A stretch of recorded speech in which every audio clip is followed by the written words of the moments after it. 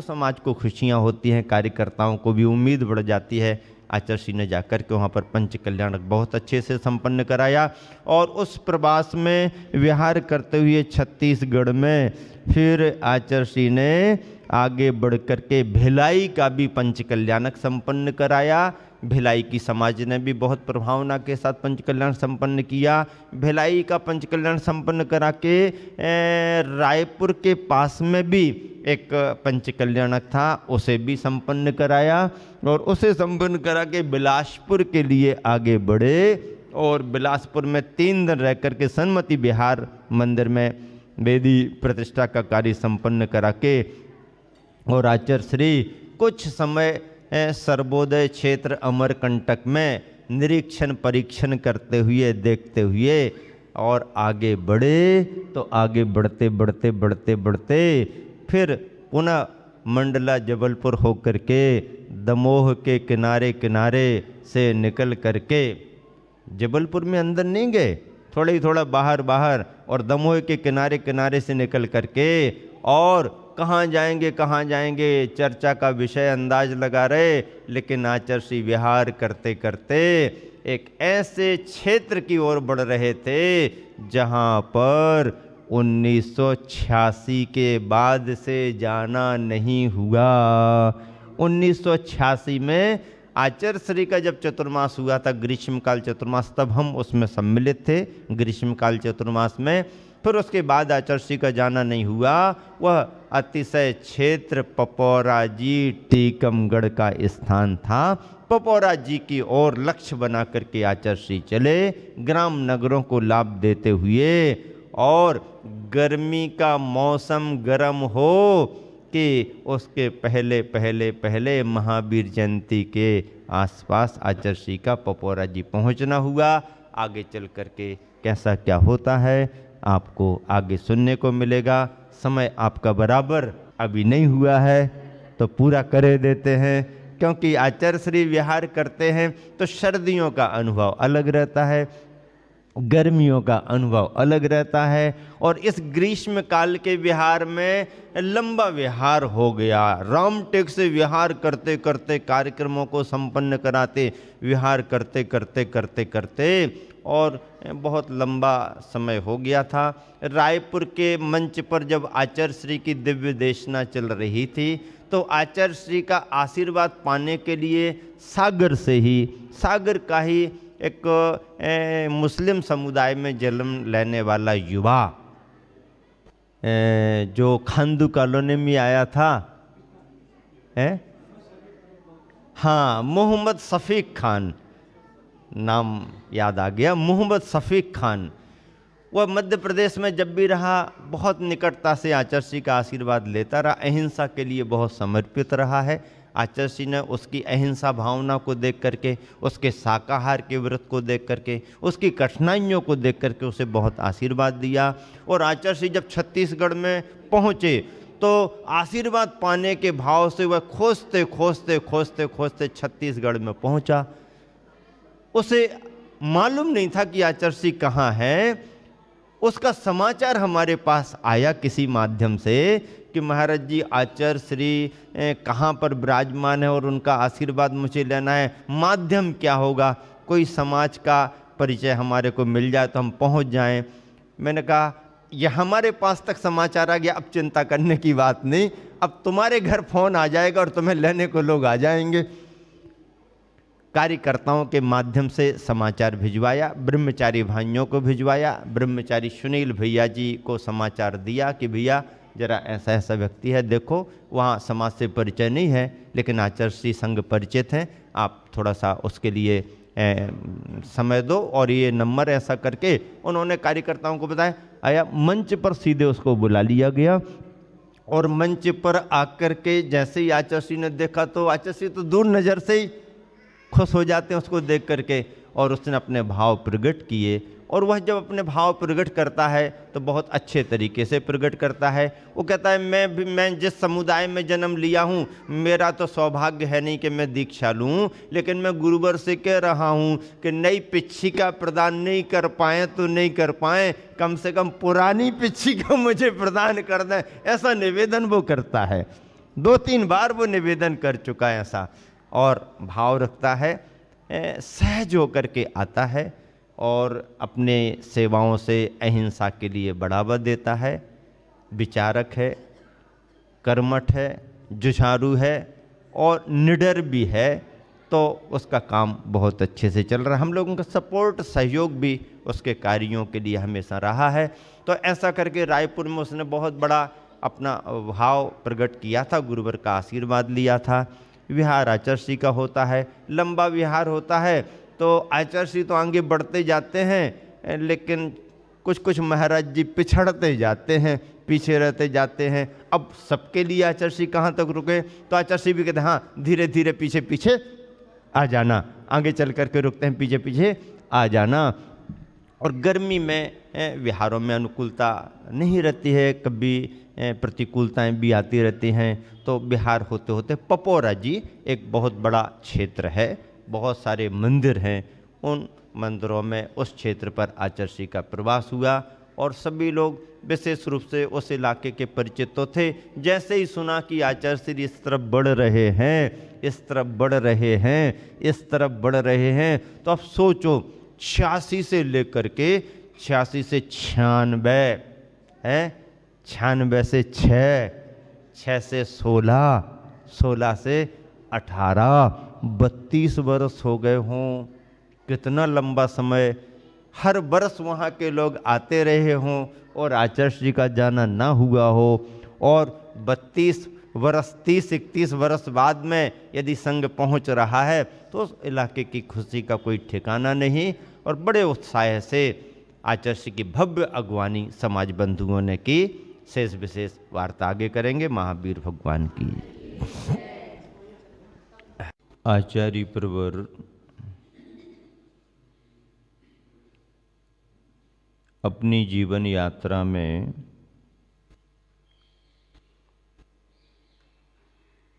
स्वाध्याय और साधना को महत्व देते हुए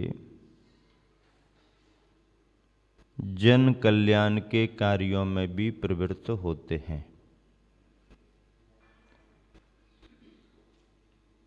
विगत संदर्भों में ये बात स्पष्ट हुई है कि आचार्य परमेष्ठी ने अंतर्मुखी होकर के अपने जीवन में जितना अर्जन किया है,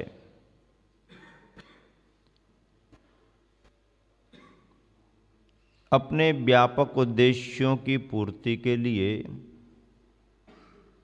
उन्होंने समाज को ध्यान में रख करके, राष्ट्र को ध्यान में रख करके बहुत सारे कार्य भी किए हैं। समय समय पर उनका उल्लेख होता भी रहा है। ग्रीष्म योग, शीत योग, वर्षा योग ये मुनि जीवन की अनिवार्यताएं हैं। सभी योगों में ये योगी स्वयं को और संघ को किस तरीके से संभाल करके रखते हैं और स्वाध्याय साधना का क्रम बनाते हैं, ये उनकी दिनचर्या से ज्ञात होता है। रामटेक चातुर्मास के बाद लंबा विहार करते करते छत्तीसगढ़ छूट गया, मध्य प्रदेश में प्रवेश हो गया और पपोरा जी क्षेत्र पर आना हुआ है। अतिशय क्षेत्र पपोरा जी प्राचीनतम क्षेत्र है। बहुत सारे जिन मंदिरों का समूह है, समतल मैदानी भाग पर है, बड़े बड़े जिन बिंब हैं, जिनालय गगनचुंबी हैं। स्वाध्याय साधना की अनुकूलता है, ऐतिहासिकता है। टीकमगढ़ जिला और खास करके स्वयं टीकमगढ़ शहर बहुत ही निकट है। विगत वर्षों में भी पपौरा में प्रवास करके आचार्य श्री ने साधना और स्वाध्याय का जो क्रम बनाया, ग्रीष्मकालीन वाचनाओं में विद्वानों को जो लाभ दिया, समाज बंधुओं ने लाभ लिया, उसकी चर्चाएं यथा समय आपको ज्ञात हुई हैं। इस वर्ष आचार्य श्री का प्रवास एक लंबे अंतराल और लंबे इंतजार के बाद हुआ। उत्साह का तो फिर क्या कहना, बहुत प्रिय वस्तु विलंब और इंतजार के बाद मिले तो उसका आनंद भी अलग ही होता है।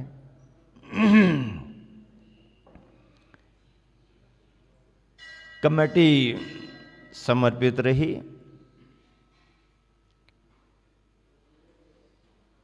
अध्यक्ष, मंत्री और संपूर्ण कमेटी के साथ में श्रद्धालु कार्यकर्ताओं ने जो गुरुवर को निवेदन किया,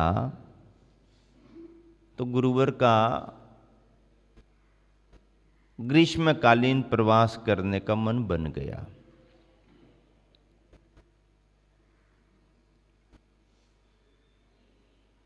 महावीर जयंती जैसे पावन पर्व तो प्रेरणादायी होते ही हैं। तीर्थंकर भगवान वर्धमान महावीर स्वामी का जन्म कल्याणक महोत्सव है। जैन परंपरा के आदर्श भगवंत हैं। उनके संदेश आज भी समूचे जनमानस को सारी दुनिया में प्रभावित कर रहे हैं।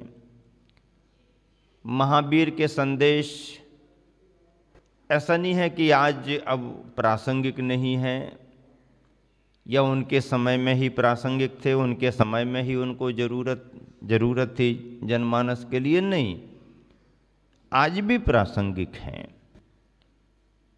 और कितना भी काल व्यतीत क्यों ना हो जाए, प्रासंगिक बने ही रहेंगे।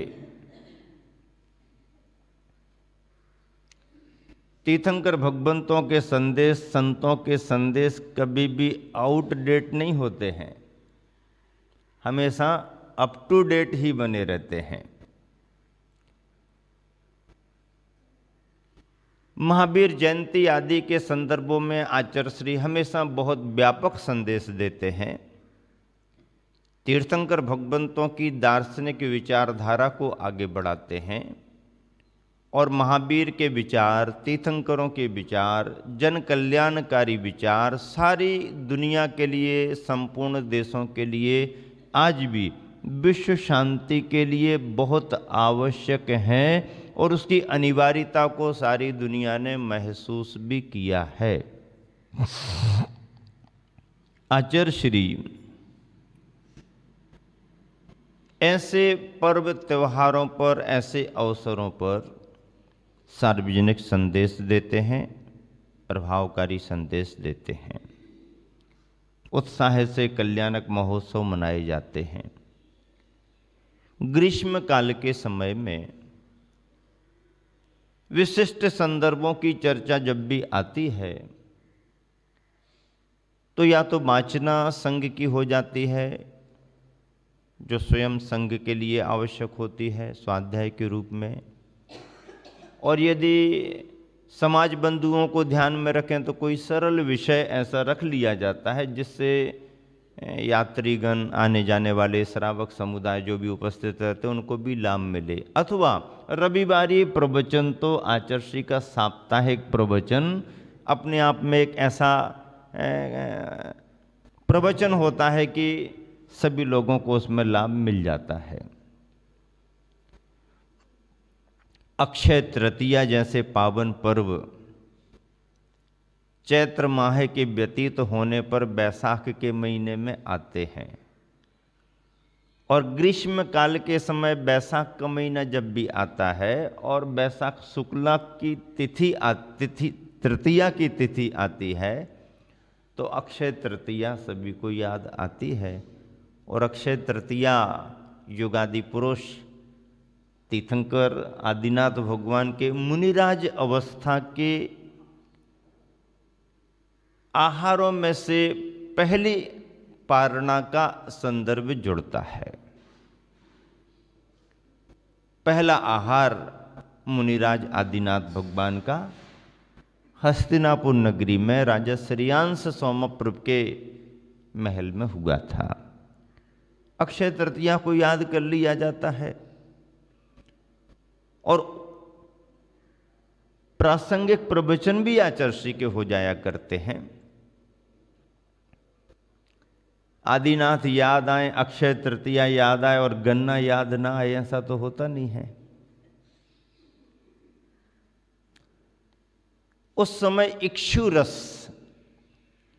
एक सहज प्राप्त उपादेय था, एक सहज प्राप्त पेय था, क्योंकि धीरे धीरे व्यवस्थाएं बढ़ रही थीं।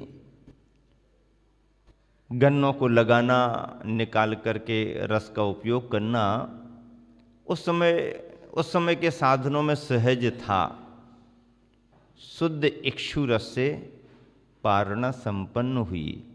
मैं जब भी विचार करता हूँ तो 24 तीर्थंकरों की पारणा के संदर्भ में आदिनाथ भगवान का ही उल्लेख है केवल कि इक्षु रस से उनकी पारणा संपन्न हुई। बाकी तीर्थंकरों को तो दुग्ध मिश्रित क्षीरान्न ऐसा कहा जाता है। क्षीरान्न अन्न भोजन और क्षीर के साथ में आदिनाथ भगवान का उल्लेख इस तरह का रहा है।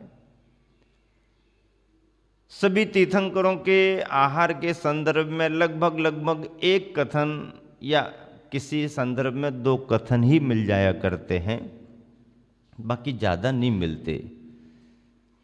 सारे तीर्थंकरों में पहले आहार का ही विशेष उल्लेख मिलता है। कथानक मिलते हैं पर आगे के उल्लेख नहीं मिलते हैं। महावीर भगवान का एक उल्लेख राजा कूल का कूलक ग्राम में नृप कुमार घर पारण कीना आदि आदि मिलता है और फिर एक चंदन वाला का मिल जाता है। इसके अलावा तो और नहीं मिलते। अब आदिनाथ भगवान 1000 वर्ष तक मुनि रहे तो एक ही आहार में काम थोड़ी चला होगा। एक आहार में कैसे काम चलेगा भाई?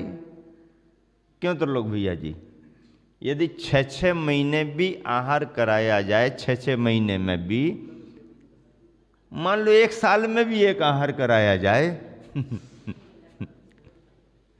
तो 1000 वर्ष का समय लगा मुनि अवस्था में। पन्नालाल जी पंडित जी जब इस तरीके की बातें सुनाते हैं या सुनाते थे संघ में वाचनाओं के समय में, तो बड़े रोचक तथ्यात्मक तरीके से, क्योंकि प्रथमान युग के बड़े ज्ञाता रहे,